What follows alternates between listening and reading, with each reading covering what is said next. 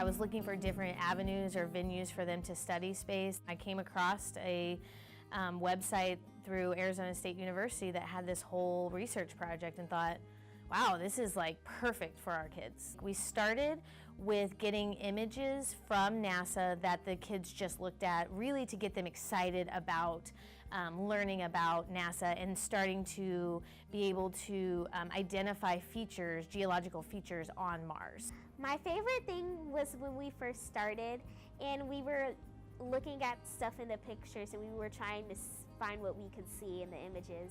Once they decided they wanted to work with volcanoes, we had to dive deep into research. So we did a few weeks of researching how volcanoes are formed, where they're formed, how there's different ways that volcanoes are formed. What are the volcanoes that are found on Mars? I've definitely learned info gathering skills. Like with going on different sites, you kind of have to think about, okay, is this true, is it not true, and then citing where you got all your information from. The research part of this project was a very big component of real-world experience. We started with our idea and we wrote it on the board, and then we started to research it, and after we started to give information in, then we learned from that information. We made a list of different hypotheses. We narrowed it down to shield volcanoes and created a research question. I didn't even really know what shield volcanoes were, and I didn't know how they formed or anything like that. And I haven't really done any research about Mars. I just thought it was a planet, so it's a lot more and it's really cool. After creating the research question, we then went to our advisor at the Arizona State University, Mr. Don Boonstra, and we did a video conference with him presenting all of our research and presenting our project that we wanted to do.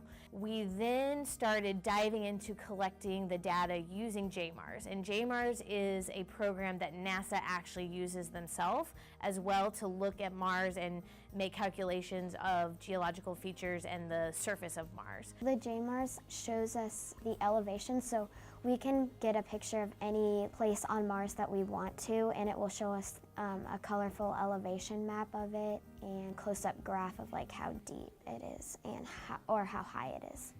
The reason that I'm proud to be using JMARS is because real scientists use that. We did our final presentation where we presented all of the data we collected and what we thought. Volcanoes on Mars are very different. They're bigger. They have more of a dome shape, and their flow is longer. They determined that their hypothesis was correct, that the volcanoes on Mars were shield volcanoes because all the volcanoes were at least 20 times larger than their base. Some of them were up to like 70 times larger than their base. What I did enjoy about the project was also learning from an actual professor scientist that knows a lot about space. While I love hearing the things that they learned, I think that they got so much out of it because they were actually sharing it with someone who had been studying Mars for over 20 years.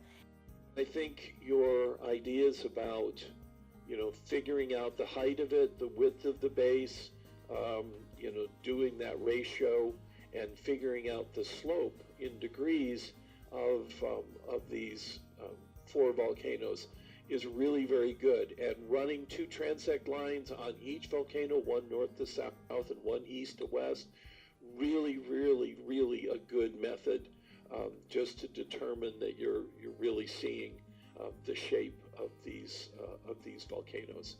They got to use Adobe Connect video conference, and by doing that, they actually were able to bring the world much closer to them, and that is really how business is done these days. In the future, when you have a job, meetings you might have to present, or when you're at a job application, you might have to present and you need to learn how to talk formally and dress properly and focus, because not being attentive will lose you that job.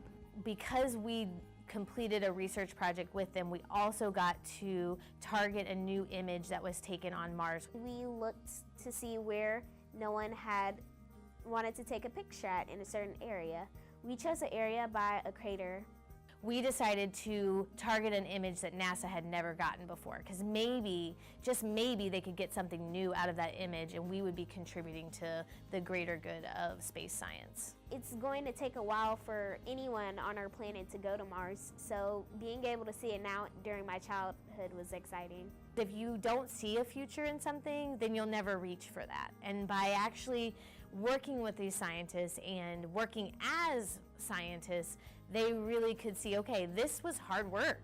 Like, in the future, I'm gonna have to put in a lot of hard work in order to be successful, but I've already done it once, and it was a little nerve-wracking, and I was a little nervous when I had to present, but the more I do it, the better I'm gonna get at it.